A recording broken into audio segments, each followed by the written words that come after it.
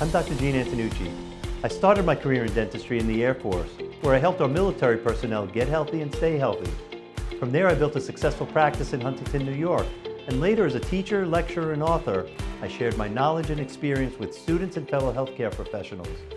And now my journey's taken me here to explore the world of health, wellness, diet, fitness, and nutrition, as together we discover and find the good life. Welcome to Finding the Good Life. I'm Dr. Gene. Today, we're going to tap into our brains with Dr. Patrick Porter, and we have an event planner, Lauren Gretsch, here to tell us how to throw a fabulous and safe event. But first, let's start with some good news. Founded 68 years ago, the Cubs, the football team of California School for the Deaf in Riverside, had never reached a championship game. Brutally honest, starting wide receiver Jordi Valencia told CNN, the team stunk, quite honestly. CSDR were often viewed as kind of a laughingstock, right? We're always going to have these lousy seasons. But that hasn't been the case this season. A stunning 12-0 campaign started with a 68-0 rout. CSDR followed that with a 46-0 rout. And then they cruised to a 64-22 victory. Their average winning margin was nearly 50 points. CSDR is the only deaf high school in their division, and one of only 2 high schools for the deaf in California.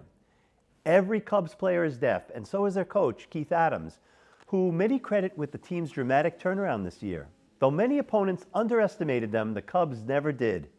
Wide receiver Enos Zornova said that the team uses American Sign Language to its advantage, as the Cubs don't even need to huddle before plays.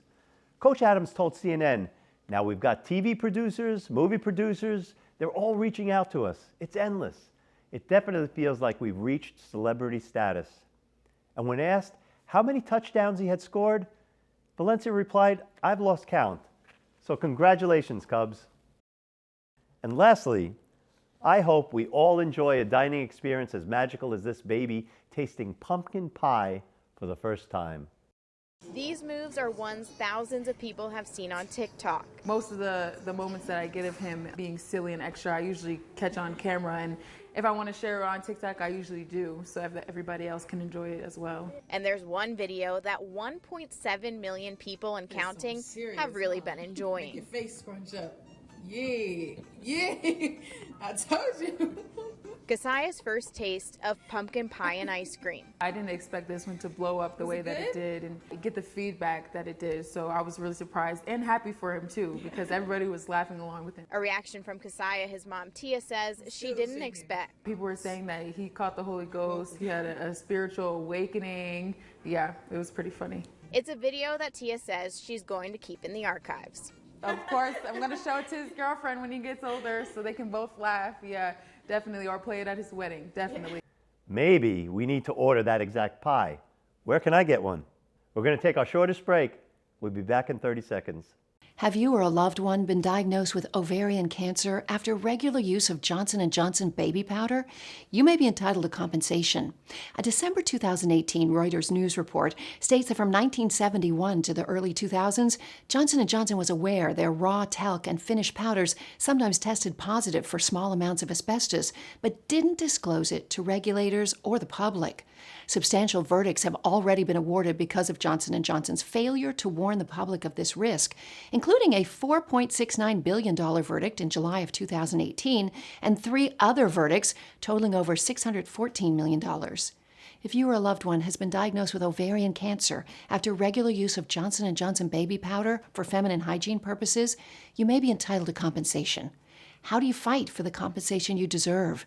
You choose the right legal team that has the experience, support staff, and resources to get the most compensation for your injuries. Call now. My next guest knows everything there is to know about romance. Lauren Gretsch has been called the wedding planner extraordinaire. She's the founder of LLG Events and has designed dream weddings all across the globe.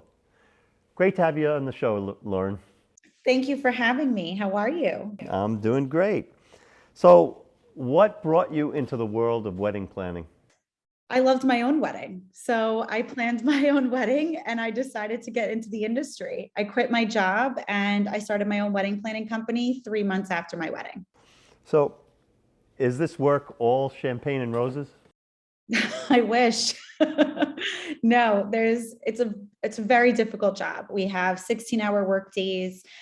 We work with high profile individuals, celebrity clients. There are a lot of expectations. So it's definitely not for the faint-hearted. Yeah, I was looking at your client list. You have some A-list clients there. That must be really interesting. It's amazing. It's really been a blessing to work with some of the most incredible people in the world. And, we respect them, we look up to them, but it's also definitely hard to plan their wedding. It's such an emotional day and they have so much on the line. So, yeah. Now, 2020 was like a horrible year, and 2021 was a transition. What do you see happening in 2022 in the world of weddings? To be honest with you, we had our best year in 2020 and 2021. I know that's kind of crazy to say. And I talked to so many professionals that by the end of the year, people were doing events again. People were starting virtual or hybrid events. So I think that the industry pivoted in a really positive direction. And now I think in 2022, the craze is only going to continue growing. I have more demand than ever. I have vendors that are fully booked on Saturdays in May, June, July, September, and October of 2022. We're fully booked for June, July, August, September, and October. So we can't even take another Saturday. I mean, it's crazy. We're actually seeing bookings into 2023 and 2024 right now. Wow.